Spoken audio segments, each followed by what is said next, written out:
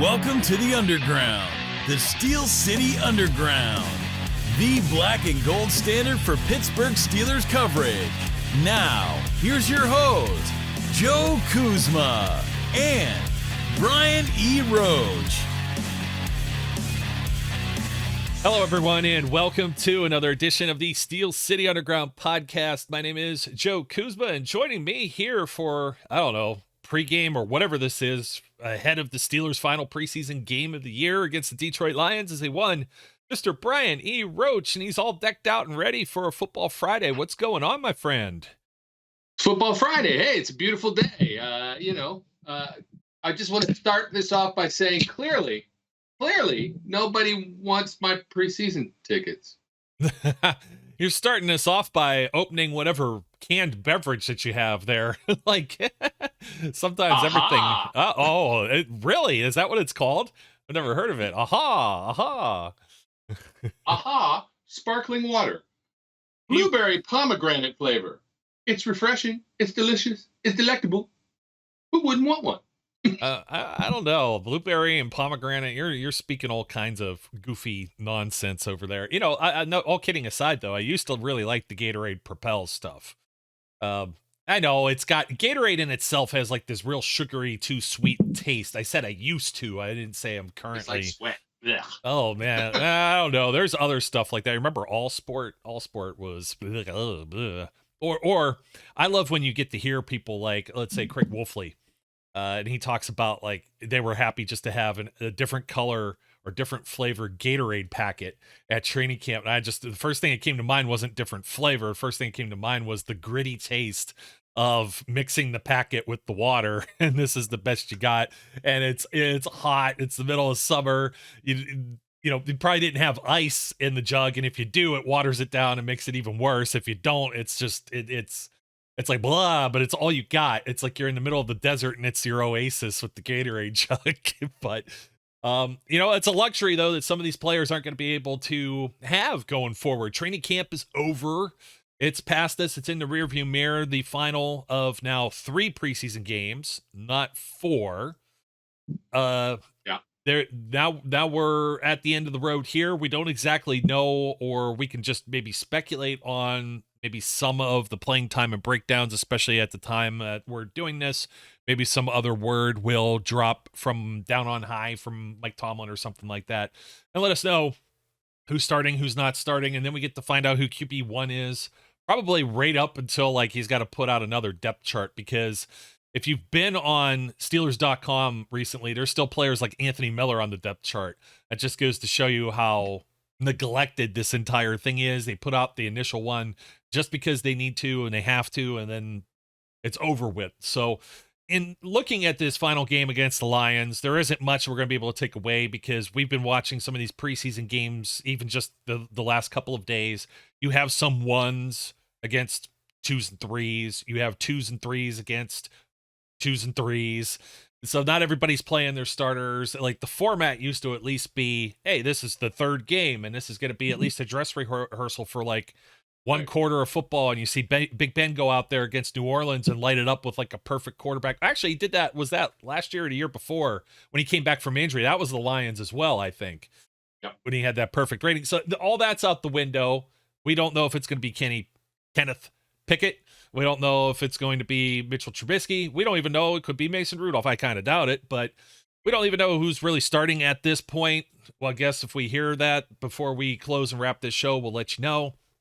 And we're just going to proceed from there, basically on what players need to do something in this particular game and try and figure out who's going to make this final 53-man roster. Yeah, I mean, I don't know. Preseason, right? And now that there's a limited amount of preseason, how much time do starters really get, whether they're going to need it or not? All this does is fuel the expectation that preseason will continue into the regular season, because they're going to get themselves. They're still not going to be football ready when the time game 1 rolls around. They're going to be, basically finding their way for 2 or 3 games into the season, maybe longer than that, until they finally start to get their legs under them, and then it'll be all signs aside. But if you're asking me right now who I think the starter is going to be, and I know you guys did a show, I know, and let me just say for the record, I love Zach. Well, That's awesome. Depends if you're talking about start. I don't really give a hill of beans about who's starting this preseason game, but what I would like to see is I'd like to see Kenny Pickett with the ones. And people have told me I was crazy for wanting to throw Mitch Trubisky out there with maybe 2s or 3s. But if Mitch doesn't do well with the 2s or 3s, he may have to play with those players at some point if there's injuries in season. And if Kenny goes out there and does extremely well with the ones, the light bulbs are going off in my head as to why hold this guy back then. Just roll with it as opposed to Trubisky. And there's still that myth, Brian, of, well, they paid Trubisky all of this money. No, they didn't. It's like $3.6 million this season. Like another 2.6 is owed. They save $8 million if he's released next year. So if he's traded away, they only owe him 2.6 after this. If he's a backup, they don't owe him any incentive money. There's actually, unintended, incentive to maybe not play him. I'm not going to say the Steelers are cheap or would purposely sabotage that, but you got to look at it this way. I don't know exactly all of the performance points and the indicators and everything else, the escalators. I'm sure there's however many games, or if he starts, he gets like a certain bonus, but if it's like certain amount of touchdown passes or things like that are accumulative, I don't think he's playing the whole season to reach those anyway. So yeah, it's still another layer as to why wait? And somebody's going to bring this up. And people have brought this up, and I've been called a clown as well for this too, Brian. And it's, well, the offensive line might suck, so you might get them killed. Yes, we're aware of like Tim Couch and, David Carr or, and just name a couple of players that maybe been ruined behind bad offensive lines, but you can't live in your fears with that. Look, if the Cincinnati Bengals decided that last year, they wouldn't have gotten to the Super Bowl behind a bad offensive line. The rest of the team was pretty solid around that player, around everybody. And that's because of Burrow's play brought them up to that other level. If Kenny Pickett can do that, I have the same feeling about the wide receivers, the running back, everything else, the defense. And I'm like, just more and more and more and more, I'm like, why wait? Like, the longer you wait, you're kicking the can down the road.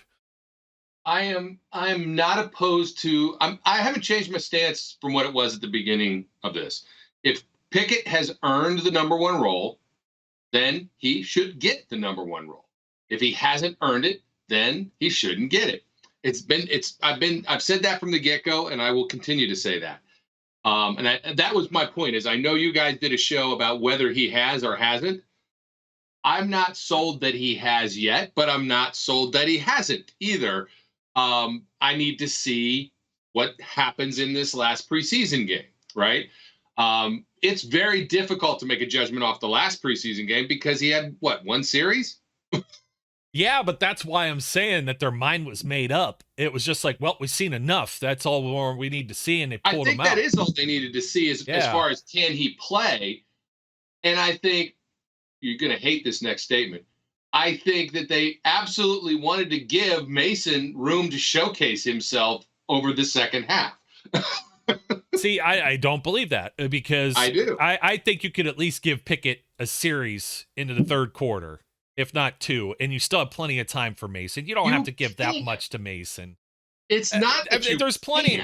I mean, I know that I've said Mason hasn't been given enough of a shot, but you've also seen more of Mason than you have of Trubisky in a Steelers uniform or Kenny Pickett in a Steelers uniform.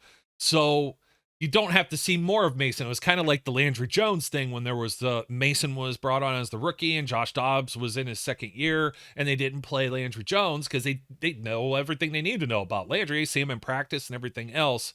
I think other teams know that. I think all of those trade rumors, like Detroit Lions, for example, I think that's, if anything, and I don't know if you heard this out of my mouth, I'd be sniffing around for Trubisky instead of Rudolph because everybody feels Rudolph it might be trash, might be garbage. There's a lot of negativity surrounding him. And there's other people who feel the same way I do, that maybe not all of his potential has been tapped.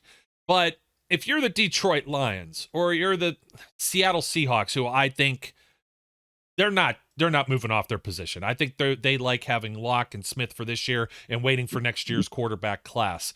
And there's other trades and picks that these teams have acquired too. Who's the other one that's always like people are sniffing around? I don't think the Texans are interested.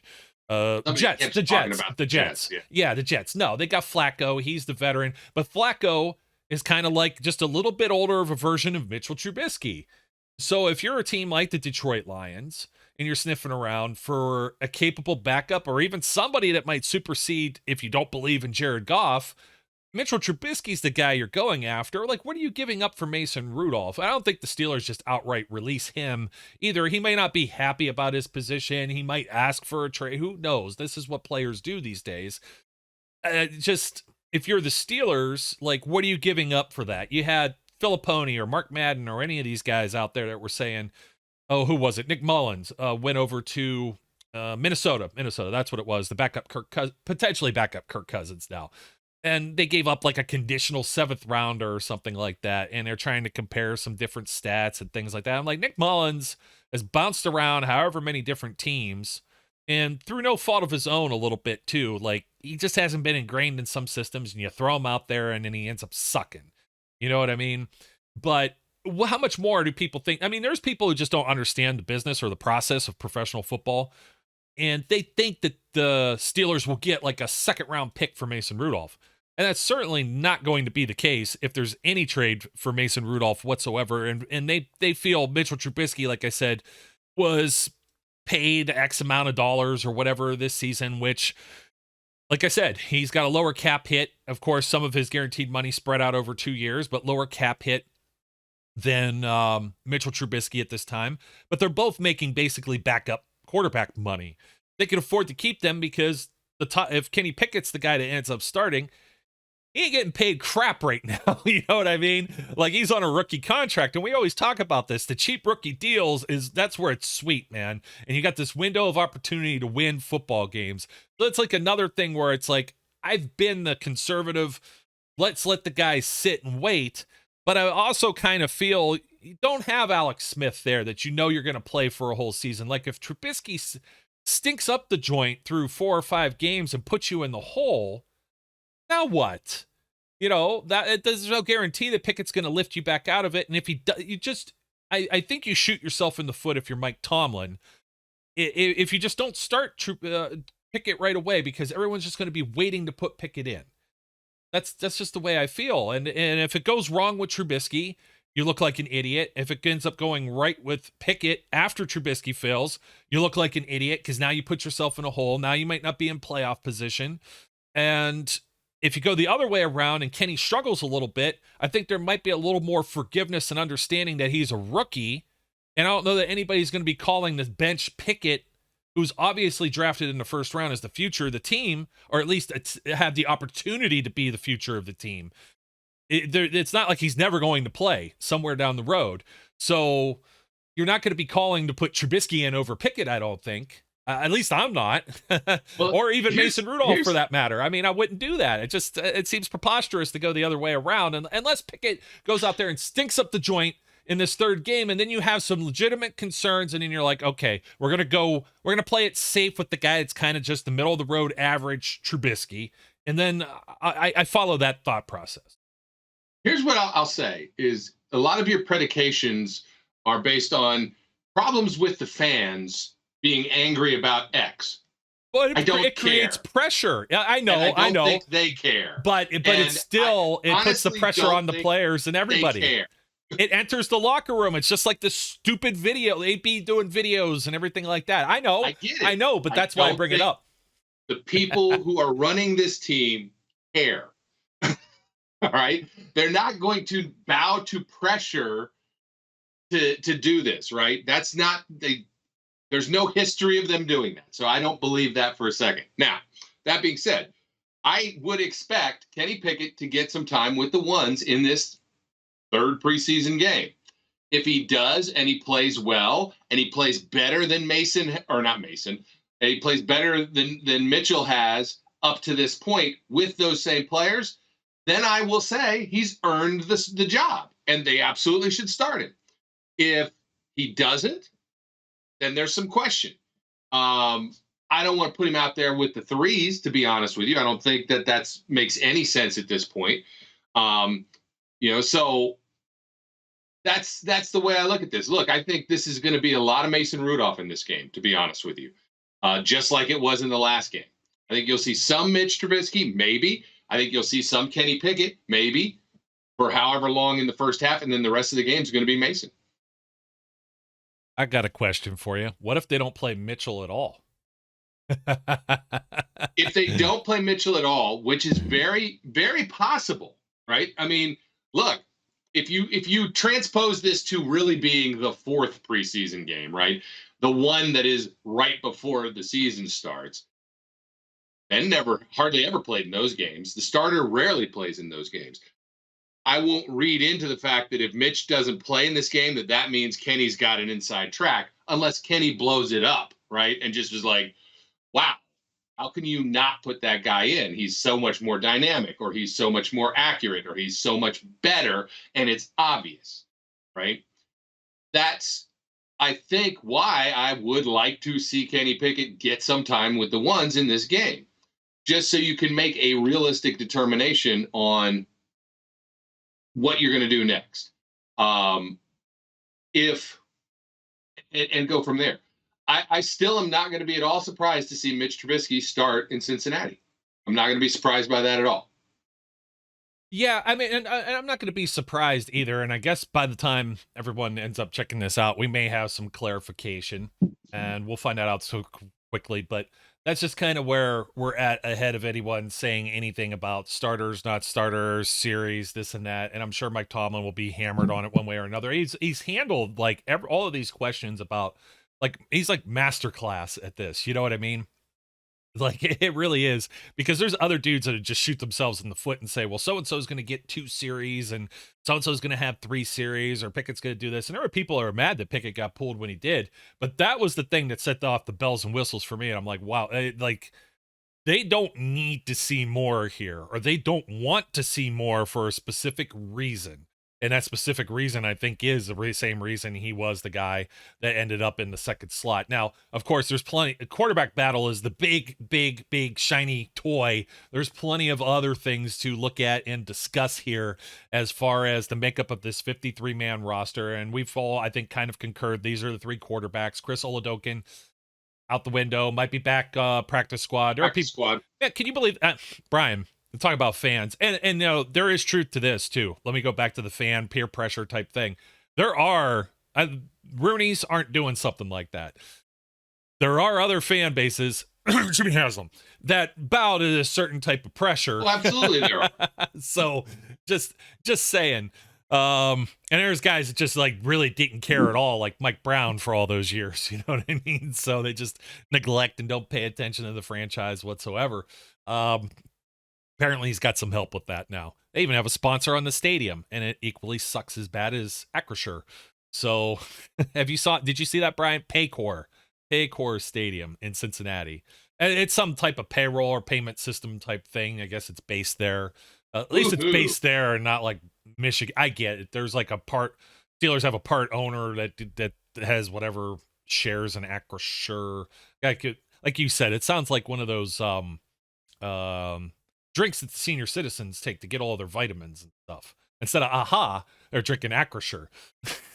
So it won't fit on the can either. It's quite a wordy word that I'm not ever going to get used to. So anyways, we're settled on those 3 quarterbacks. I don't know that, if you're the Steelers, unless you're given like something, an offer you can't refuse straight out of The Godfather, are you really moving Trubisky or Rudolph this year? I don't think so.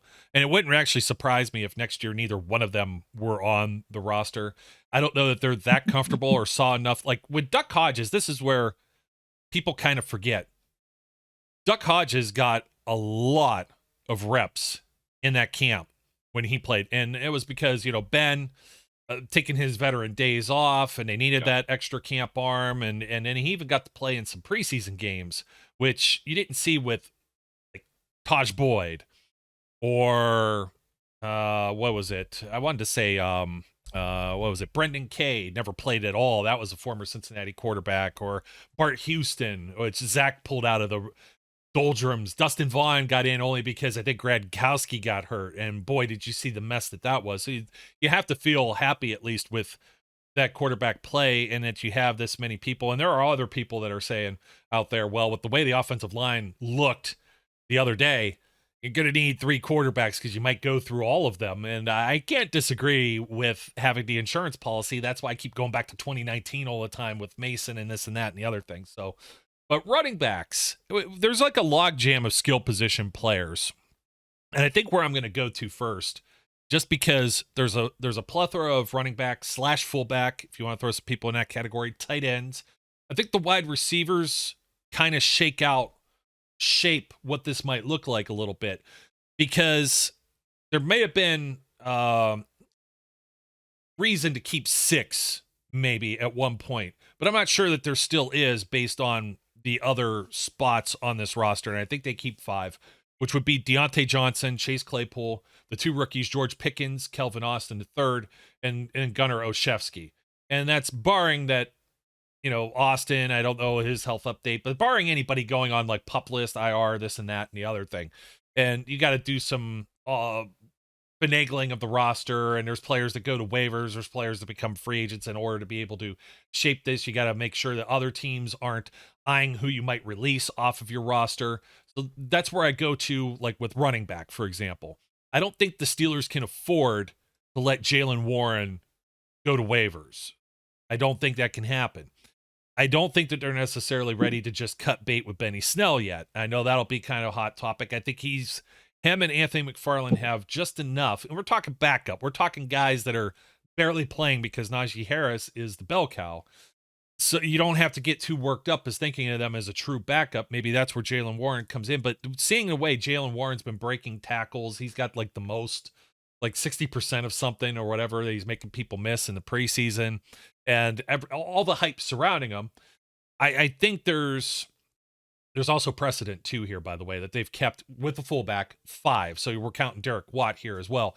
What do you think about this whole situation? Could they let Snell or McFarland go? Like, is it safe to keep Warren? Do they not keep Warren? Warren's got to like cut his teeth with special teams to make this roster, as we've been saying. I'm really strongly feeling that they could let somebody like Miles Boykin go, and then maybe he bounces back around to the team somehow, practice squad or otherwise. Whereas if they let Jaylen Warren go, some other needy team is going to snap him up right away. I don't disagree with that. I don't think you can get him to the practice squad, to be quite honest. Here's the thing. I'm through with Benny Snell. So I'm okay if they cut Benny Snell.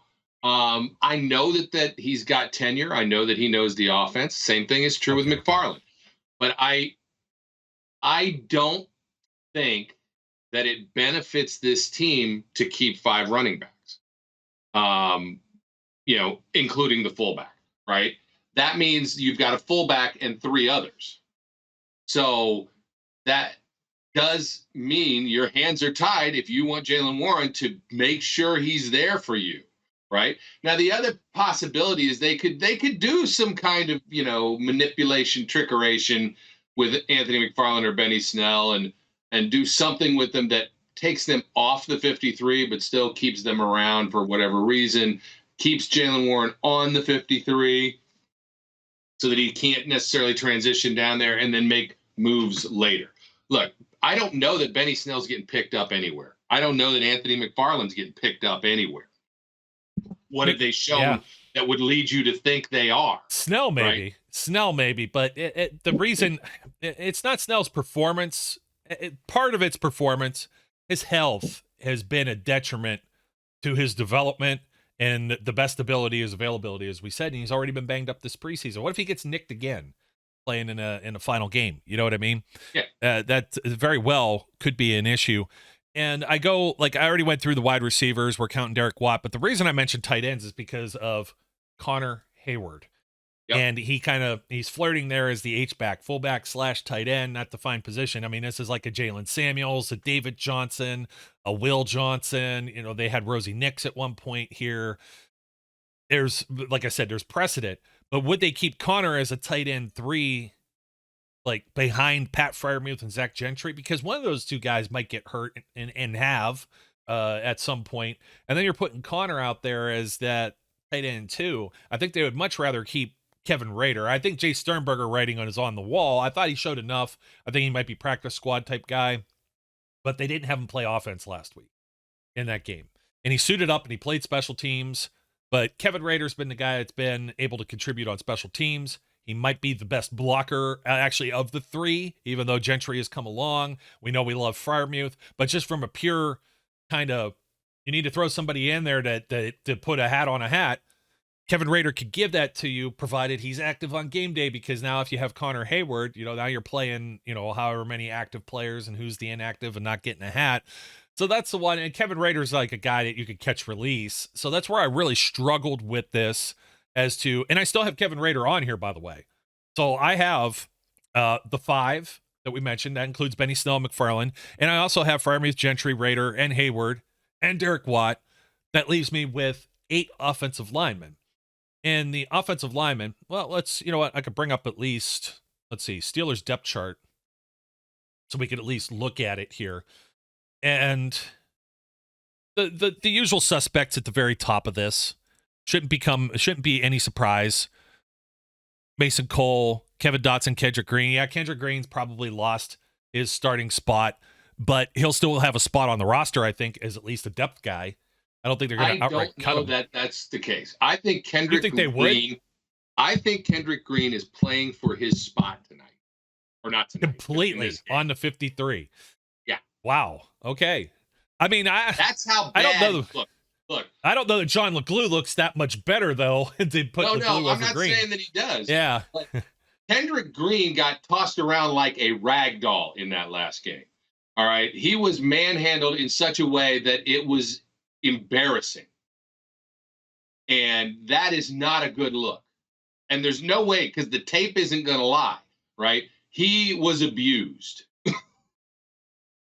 Yeah, he was abused. And again, that's where having utility players like Connor Hayward, it completely messes with trying to figure out the numbers here, because I have 8 offensive linemen. I've been burned with this before where they may keep 9, and I have LeGlue as one of my odd men out.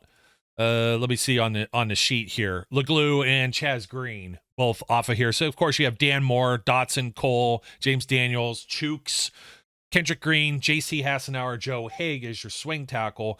And no bones about it, most of these spots are not safe on this 53-man roster. If there's any trade or improvement, even up to the trade deadline, that could come along. I think the Steelers are bending an ear, and I think other teams know that they might, Omar Khan might sniff around and make a deal, Howie. And that's where I'm at. And I've been burned, like I said, with the numbers thing. And I always struggle to figure out if they're going to keep 8 or 9 offensive linemen. It could be either or. So I tried to stick with any type of precedent early on. And that flips over to the defensive side as well. Because look at all the defensive linemen that are available. Let's see. We'll scroll down the page a little bit here. Cam Hayward, Larry Ogunjobi, they should all be safe. I would think Tyson Alualu, I had alluded to before, maybe 35 years old, coming off injury, maybe got to show us something, or do they move on with somebody else? But the way that defensive line played the other night, that doesn't sound like they're going to move away from Alualu anytime soon. Isaiah Loudermilk, Chris Wormley, let's see, DeMarvin Leal. I would think all 3 of them are in there, and you're already at 6. So they keep 7, and if so, who's the 7th? And I think Montravius Adams probably has the hottest seat out of there, but I still think maybe I keep him.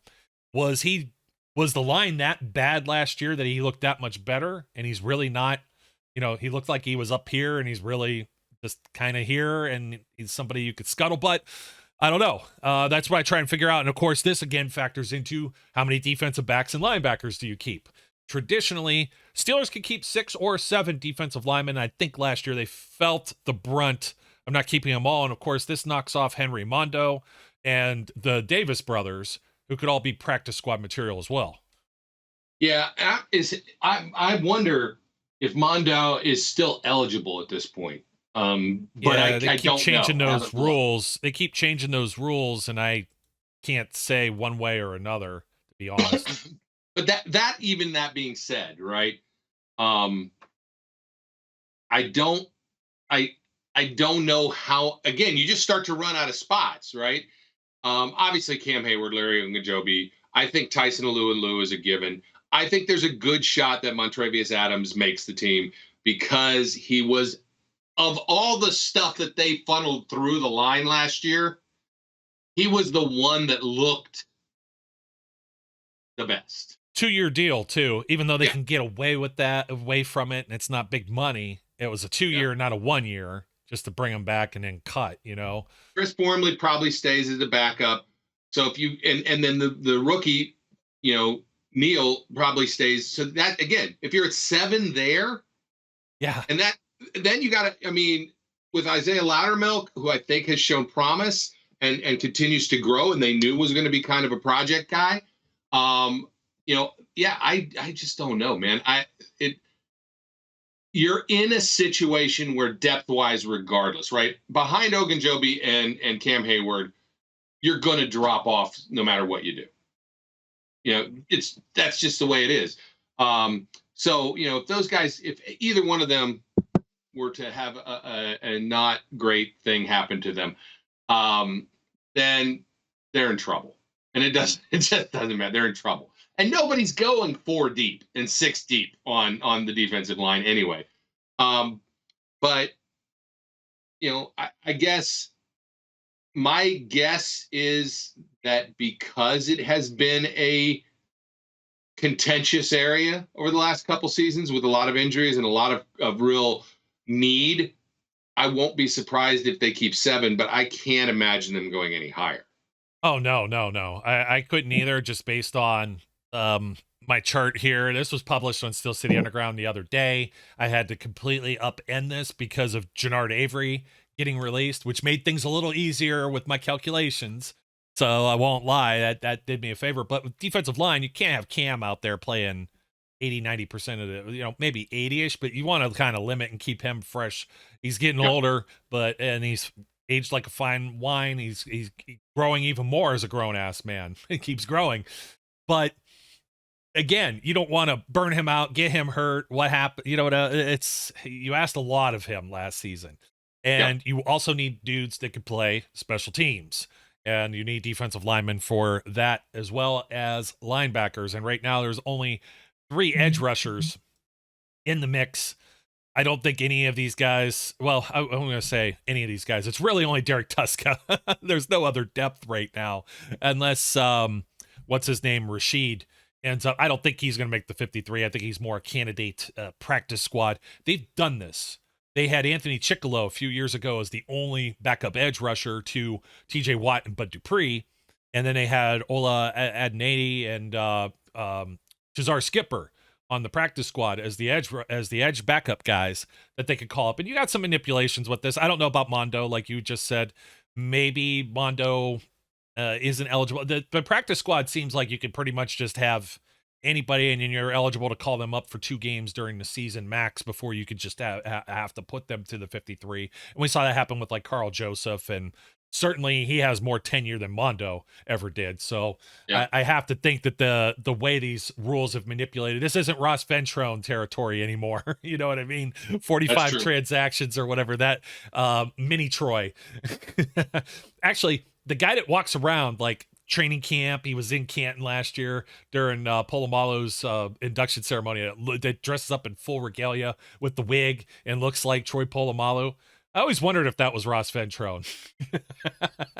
It's always possible. But you remember, he used to make like a play in the preseason and people would be like, oh, Troy, like they just pay attention because it's just another guy with long hair, which wasn't common back when Troy was playing. Now you got guys with, the dreads and stuff. Even Kenny's got like this little, almost looks like a mullet sticking out the back of his helmet now. So, but linebacker. So you got Watt, you got Alex Highsmith, and you got Derek Tuska, who, I don't know. That's not necessarily going to say he's safe.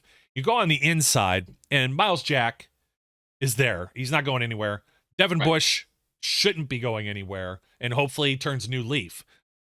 What do you do does Bobby Spillane, he makes some push for maybe taking over Bush in some places, sub-package stuff, and then all of a sudden you have a game like last weekend, and then you're just like, man, I really don't know. You don't know, but again, special teams, but you got younger guys that are still here, like Buddy Johnson and Mark Robinson. Ulysses Gilbert is completely, he's out of the picture. So I'm just reeling you back to that Really? one you just said. Which one? Mr. 93. 93. Mr. Mark Robinson. You think he could really make the jump to significant playing time? I don't think they release him, but he's done enough to make this roster. This is the kind of impression that he makes in a game. All right, is reminiscent of a number 92 early on in his career. And I'm just saying, that's the kind of presence that he puts on the field. Now, admittedly, man amongst boys at that point, right? Now you're out there with the threes and the guys who are going to be serving Wendy's meals, and Happy Meals next week. But he makes it known that he's there. Do I think that he is going to be able to be a consistent, solid backup in that position? Not out of the gate. Absolutely not. He needs time to grow. He needs time to learn. But that's a guy I don't see going anywhere yet. And if that is in fact the case, right, I do think it's obviously Miles Jack's going to be there. Obviously, at this point, nobody has shown up and said, Devon Bush, you need to go sit down. Because I'm sorry, Robert Spillane hasn't done that. He's had moments, but not consistently enough. So you're going to have Bush, you're going to have Jack, you're going to probably have Spillane as the most tenured backup that they have, right? Then after that, I don't know. Won't surprise me if it's Mark Robinson. Buddy Johnson, I don't know. I'm just not seeing it now. Yeah. And you can't see it all on TV unless you have the coaches film. You're on the NFL Plus. I don't always dig through those, especially preseason. Good, blah, blah. I mean, I'm not a paid member of the Steelers staff to do that. You know what I mean? Exactly. But I'm not getting paid. Yeah. The eyeball test though, like a lot of people didn't get to see how poor until Robinson made that play and then played as he did last week. It was like, whoa, here's a progression. It's almost Kenny Pickett-esque. I mean, we're talking about him now. Obviously, we're talking about Devon Bush. Is he just kind of middling there? And that's kind of what I was saying with Trubisky as well, and we know a history at least with Trubisky, but I can't disagree with you anything you said when it comes to Robinson. And I mean, he plays Steelers football. He brings the pain. Gotta love that. I mean, and it's clean. It's not like a dirty hit or anything like that. I mean, it just brought the whole woodshed over. In the wood. Yep. 8 linebackers. I don't see anywhere where they keep 9 because now the defensive backs, the corners, and the safeties, this has kind of whittled its way out too. And with the corners, you could have an argument for 6, but then you got to trim Montravius Adams, or you got to trim like Kevin Rader, or trim a running back, or not keep. I was remiss. I didn't mention Miles Boykin much earlier. He would still go to waivers, and it just makes me wonder. Like the Steelers were like 20th in the waiver claim process. I think he would maybe make it all the way back through again, if they had to do like a catch release sort of thing. We see this all the time. Somebody makes the roster too, and then all of a sudden they get put on IR. It doesn't end their season because they made the 53 now with these like relaxed rules, and they can come back later, or pup list type things, and then somebody gets re-signed immediately after. So this thing will always be in chaos and in flux for the better part of up until they kick off in Cincinnati, basically. And there could even be moves that are made like on a Saturday. Somebody gets sick, gets hurt, whatever be the case. So 8 linebackers, but 5 corners. And where I'm thinking, let's bring it back up. We could see it. I mean, you got your defined starters with Cam Sutton, Ahkello Witherspoon, Levi Wallace, and then you have a nickel corner singled out here in Arthur Millette, and I believe that's going to be your top 4. Yep, I would agree with that. Then who do you keep? Justin Lane or James Pierre? I say flip a coin, but it's probably Lane because we haven't seen Lane burnt toast like Pierre, who won the spot over him.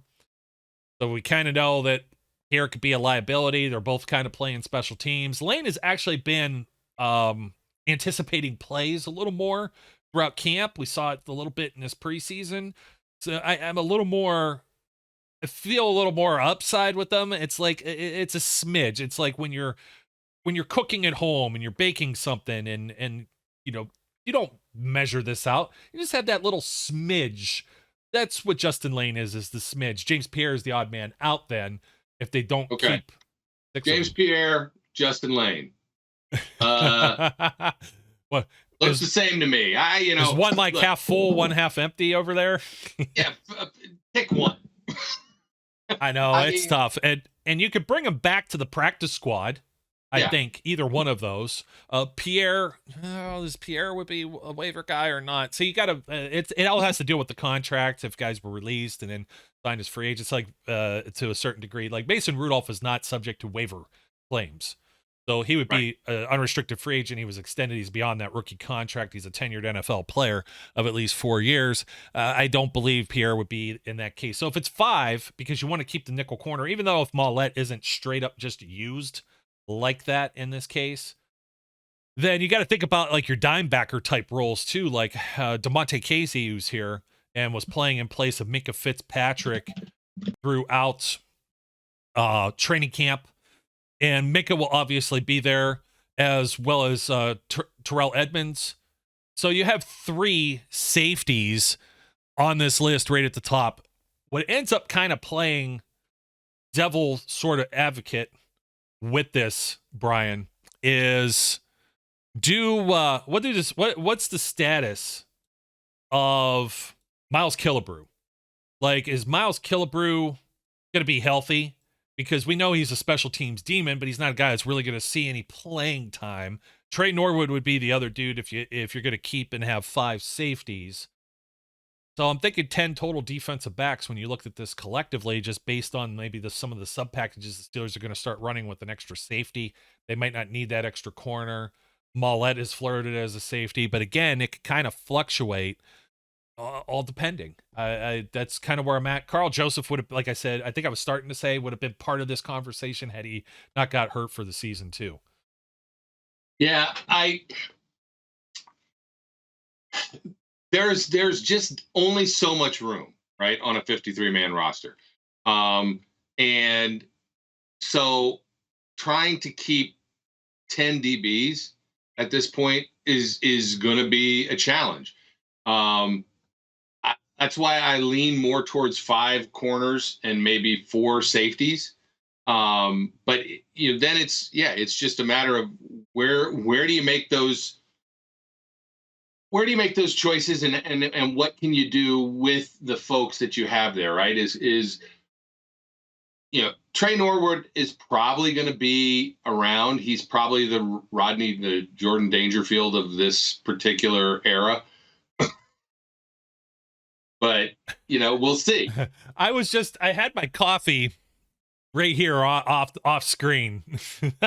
And I almost spit it out everywhere when you said Rodney Jordan Dangerfield. That must be his full name. There's another guy that was like always on off the roster, same position too, just like Ventrone. Yeah, and he would make, look, Jordan Dangerfield would make a play, especially in preseason, man. He would light some stuff up playing in the 3rd and 4th quarters. People would be, Jordan Dangerfield, and he would make the team. And then, he might even make a play or 2 during the season, but he'd also, really screw up at times. Yeah. Or be outclassed, one of the two. Look, and I don't know that I'm not degrading Trey Norwood by comparing him to Jordan Dangerfield talent-wise. I'm simply saying he's that guy that I think they see enough in that they want to keep around right now. Makes sense to me, man. And then the specialists, of course, Chris Boswell, Presley Harvin III, Christian Kuntz. That would be the long snapper. I think there were 2. Was it this year or was it last year? We hadn't talked about this in a while. Remember Colin Holba got drafted by the Steelers as long snapper. Everybody panned that. Yeah, not only lost the job, but it was this season or last season. I was going through some draft stuff just to looking at numbers. I think it was because of centers. And there were long snappers that were taken, and nobody remembers or mocks anybody else for it, just the Steelers for doing it. But it happens. That's just not like some freak thing. And there's teams with oodles of draft picks, like 10, 11 draft picks. Like, what are you going to do with them? I think that was the situation that year with the Steelers too. But the specialists should be in place for the time being. And Harvin, like, kind of really showed out over the last preseason game. I was impressed with his play, and the Steelers are going to need him. The defense is going to need him. If the offense doesn't move the ball, that was part of the problem last year too. Offense 3 and out, field position battle. You got to have a guy that can maybe send the ball back the other team up a little bit, put them. You saw what happened with like Mason and Kenny trying to operate out of their end zones in the preseason. So just look at that from the other side of the ball, and you get upset about how that works. Well, you've just limited your playbook, and you got to dig yourself out of a hole. Maybe that's what Harvin can end up offering. This game, I mean, we've said most of the name. If we haven't mentioned a name, it's going to be kind of tough to maybe justify like who you're watching, or if you're watching this full game. It could literally be like watching paint dry. Unfortunately, that's just that's the nature of the beast at this point.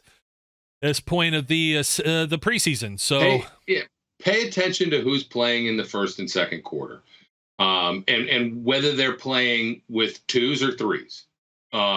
If first level players are gone within a couple series, and you've got twos out there the rest of the way, or if you've got threes coming in the second quarter, which I don't think is 100% likely, but just pay attention who's playing with who. That's all you can really look at in this game. I tried to put together, there's going to be 16 on the practice squad, and these are some names, and this may already fluctuate or change. But I had Chris Oladokun, maybe Miles Boykin, Steve Sims, and Tyler Vaughns. I mean, they've kept 6 wide receivers and still had 2 on the practice squad, so that's not too far outside the realm of plausibility. Cody White, I don't know what you do with Cody White. I hadn't mentioned his name yet. He's kind of, Flash calls him the cockroach. You can't get rid of him. And he's got doesn't hurt to have dad or whatever up in the front office either. So let's see. Chase Sternberger, I mentioned. John LeGlue, Chaz Green, offensive lineman. Carlos Davis, Henry Mondo on the defensive line. Marcus Allen, converted safety to inside linebacker, like just completely disappeared off the face of the planet. They brought him back. He became a free agent. They brought him back, and I don't know what you do with him. Is he just another practice squad guy, or is he just, football career done? I don't know. And then I had James Pierre, Chris Steele, young development type practice squad, preseason training camp type filler guy, and Carlins Platel as a safety. Those two, Steele and Platel, I think have shown enough to maybe stick there. And that got me to about 13, 14 players. So they might manage and get some other guys from other teams that get released, and maybe even call them up to their own 53 and release some of their own, and then bring it back, and it's going to manipulate and shift and shove everywhere.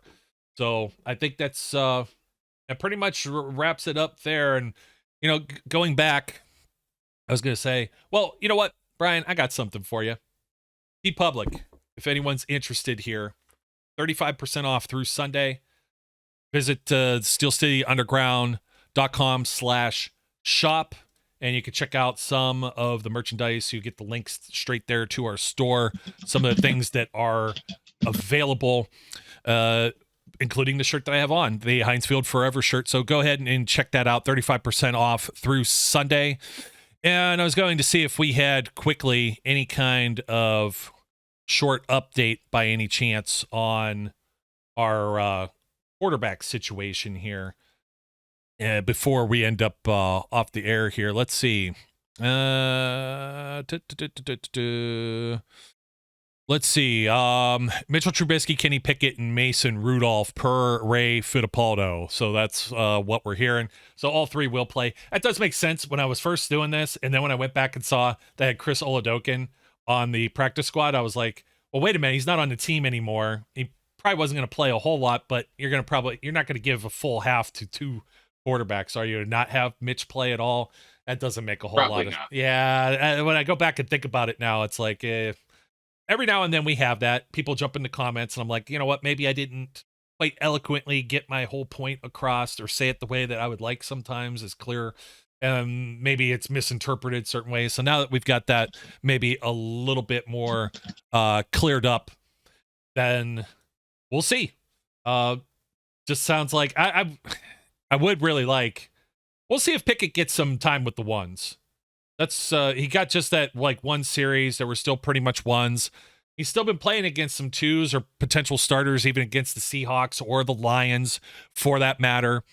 So I guess we'll just have to wait and see. 4:30 game on Sunday against the Detroit Lions, and whatever you might think their squad's going to look like.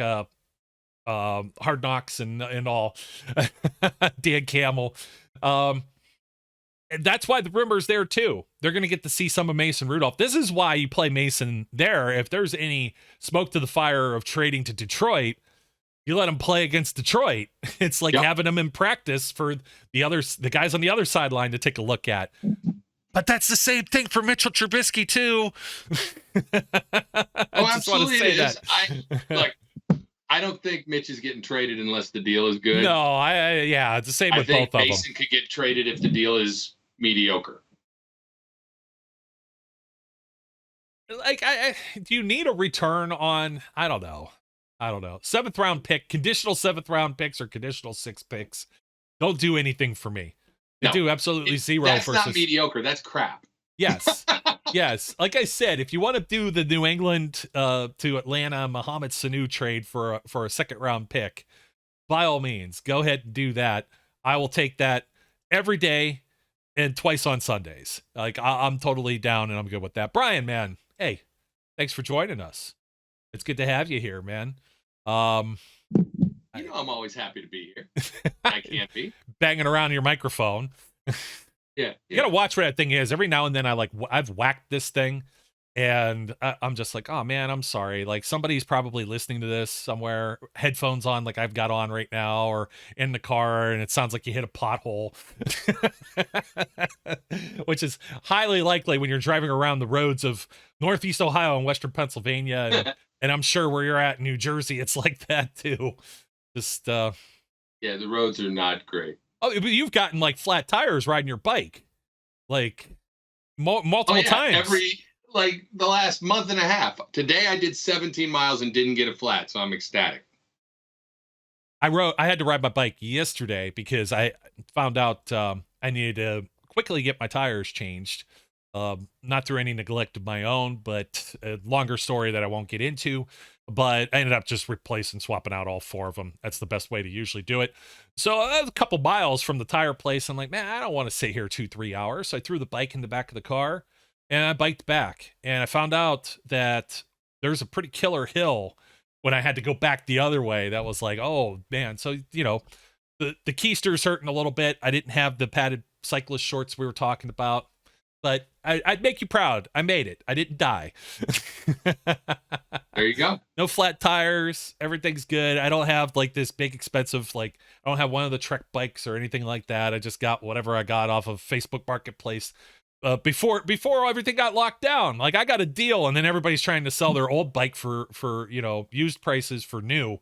And I got ahead of that curve at least. I tend to try and stay ahead of it. So, send us all a message. Shoot Brian over there on Twitter something.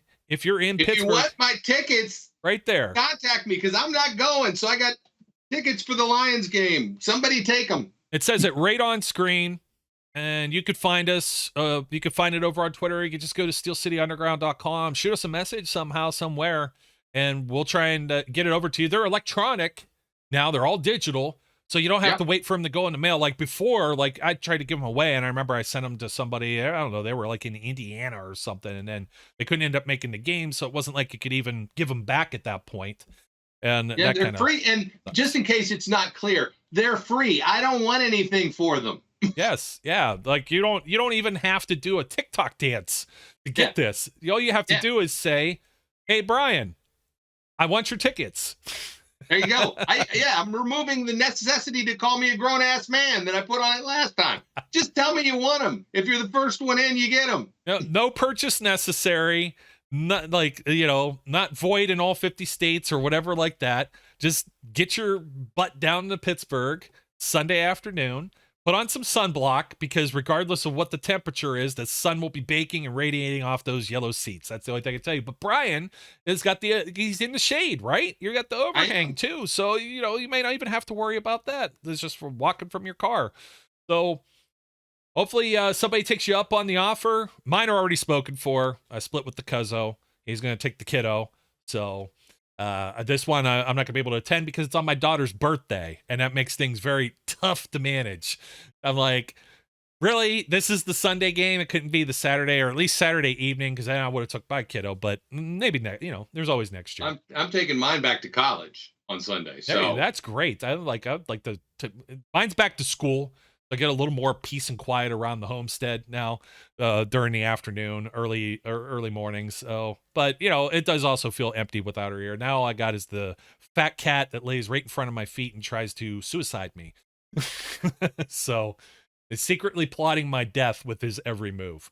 Well, 2%ers, you probably already heard about Brian's tickets, and if you're interested, but more than likely the 2%ers have already gotten their tickets, Brian. They're already geeked up for Probably preseason true. game 3.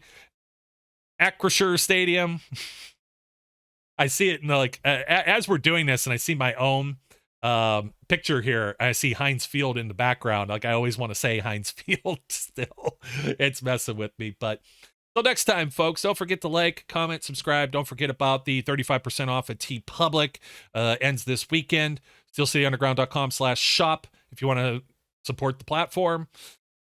My name's Joe Kuzma. His name's Brian E. Roach. And as always, we encourage everyone out there, until next time, to be safe, be good, and we'll catch you later. We would like to thank you for listening and remind our listeners to follow us on social media and our website, www.steelcityunderground.com.